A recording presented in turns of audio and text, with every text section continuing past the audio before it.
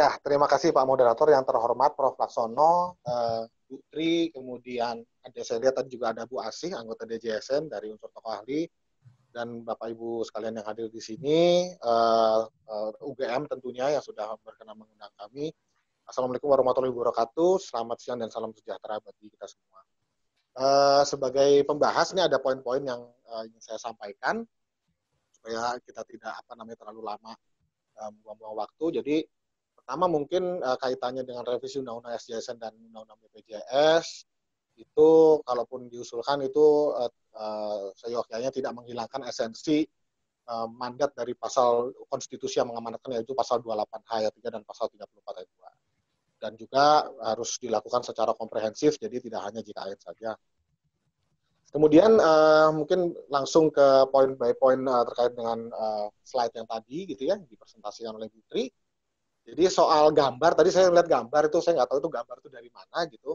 Tapi pada prinsipnya DJSN itu kenapa kemudian dibentuk sebagai perumus kebijakan, juga sebagai sinkronisasi penyelenggaraan SJSN dan sebagai pengawas, itu filosofinya berdasarkan pada stakeholder-stakeholder yang memang mempunyai kepentingan di situ.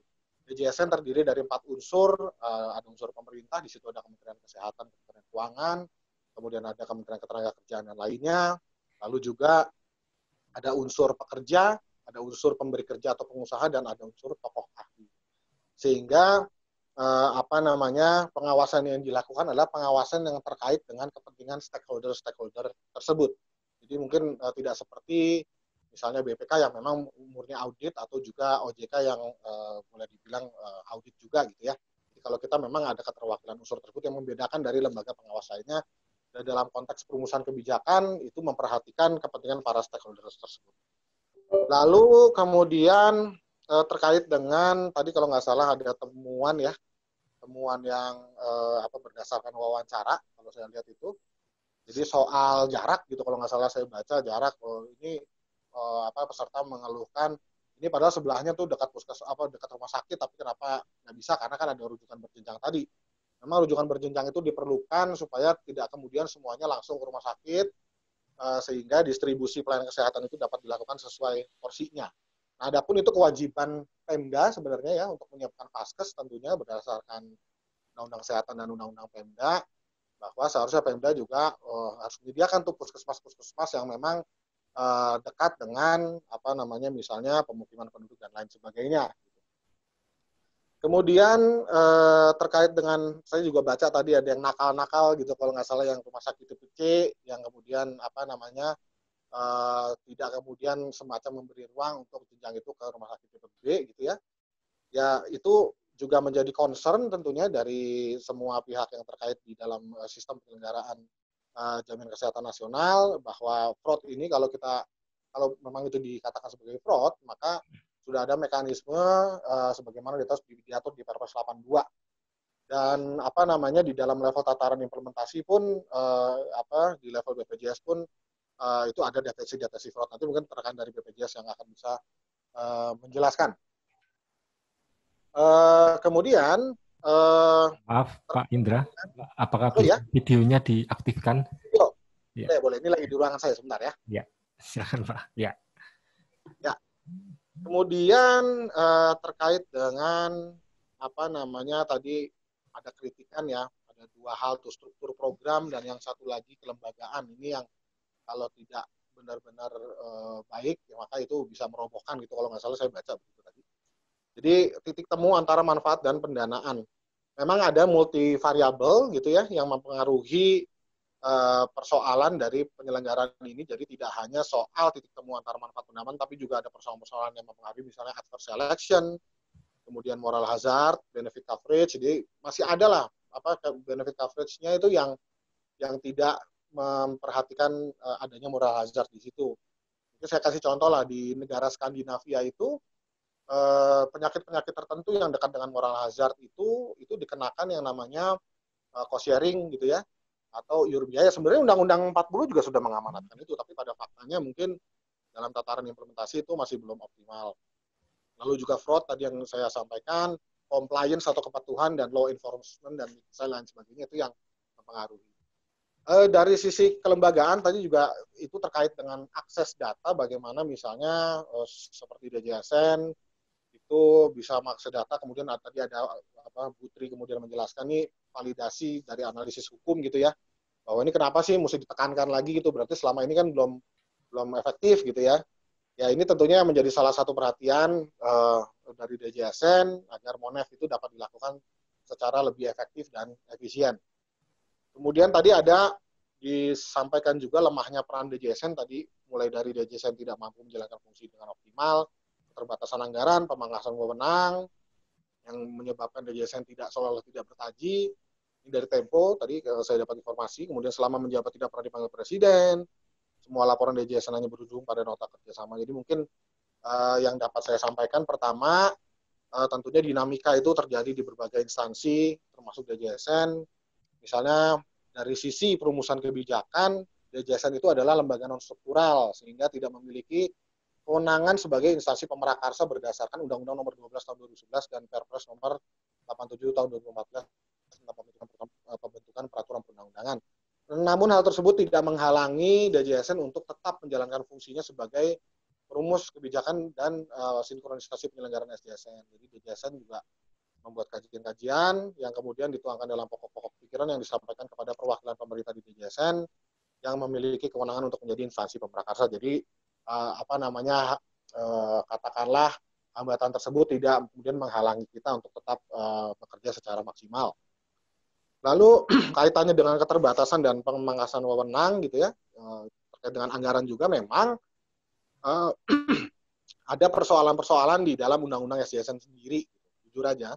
Dan juga Perpres 46 tahun 2014, contohnya misalnya kaitannya dengan anggaran. Anggaran itu kalau kita lihat ketentuan peraturan perundang-undangan yang terkait dengan keuangan negara, misalnya Undang-Undang 17 tahun 2003, itu memang yang bisa memegang anggaran itu selevel eselon 1. Tapi faktanya memang karena di Undang-Undang DJSN langsung disebut bahwa sekretariat DJSN dipimpin oleh seorang sekretaris. Nah ini yang menyebabkan akhirnya sekretariat itu dipimpin oleh seorang pejabat eselon 2, sehingga tidak punya kewenangan anggaran, oleh karenanya masih nempel di Kemenko PMK sampai sekarang. Itu yang tantangan yang ada, dan saat ini mungkin kita update juga, DJSN sedang menyusun RPRPres SOTK DJSN untuk memperbaiki persoalan-persoalan tersebut, tapi bukan berarti DJSN kemudian tidak bisa bekerja karena hal-hal tersebut, tapi kami tentunya tetap dan terus maksimal dalam bekerja.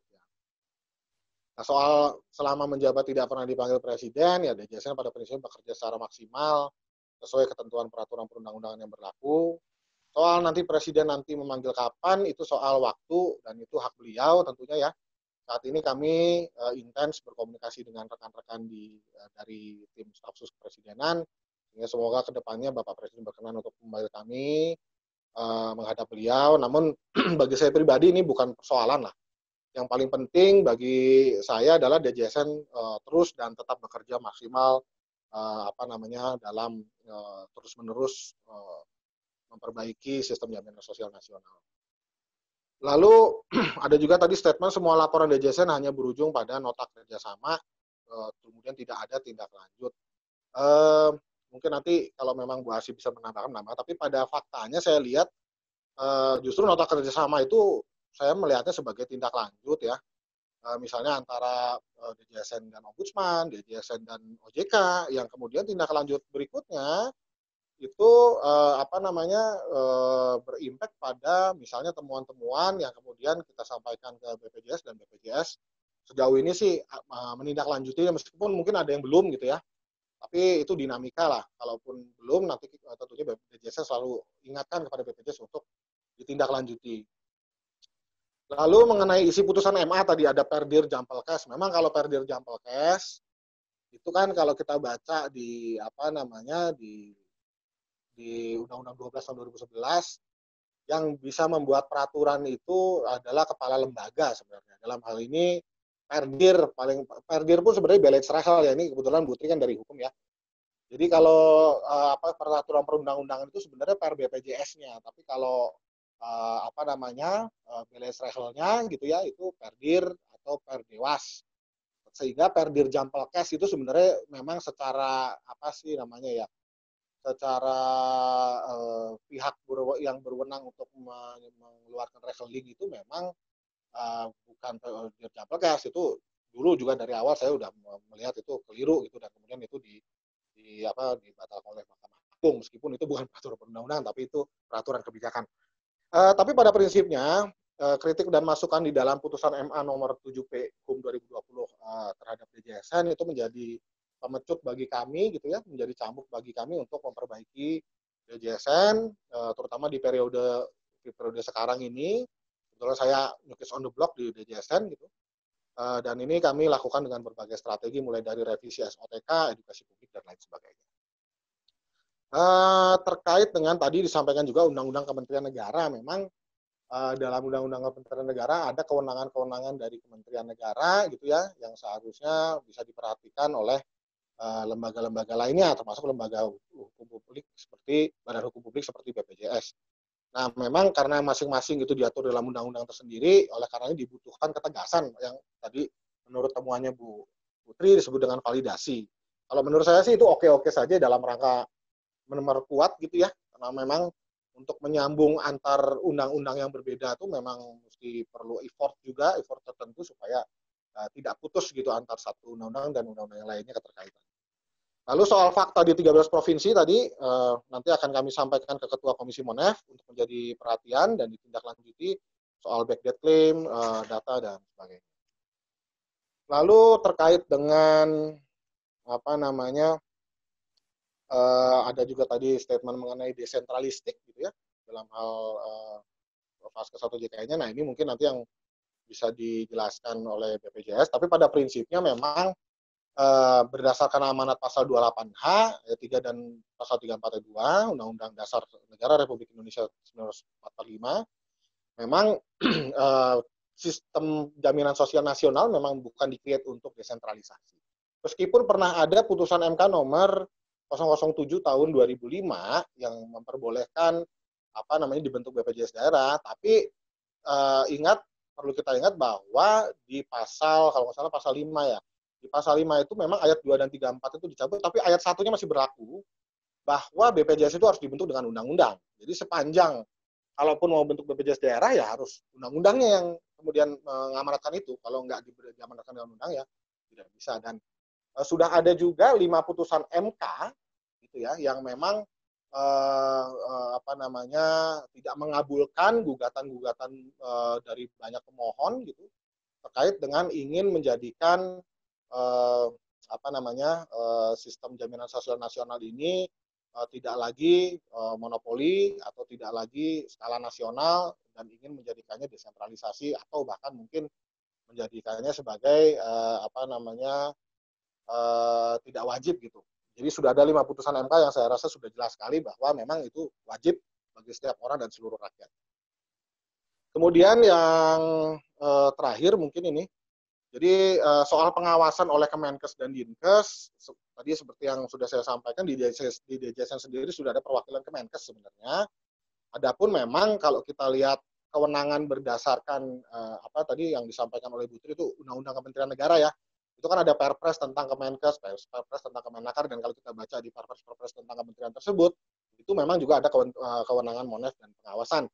Oleh karenanya dibutuhkan tadi sinkronisasi penyelenggaraan SJSN tadi, yang sebenarnya ketika kita baca di Perpres 82 tahun 2018 itu ada koordinasi di situ terkait dengan Monef gitu. DJSN juga punya kewenangan Monef tentunya berdasarkan undang-undang, tapi karena Undang-Undang Kementerian Negara juga telah memberikan kewenangan pengawasan Monef gitu ya di kementerian, ya oleh karenanya kita sinergikan lah gitu.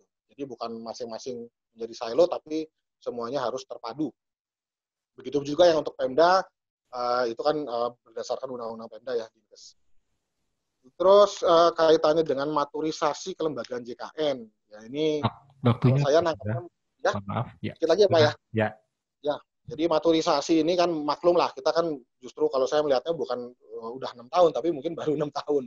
Karena Indonesia ini penyelenggara jaminan sosial dengan single payer terbesar di dunia dan sudah berani memulai.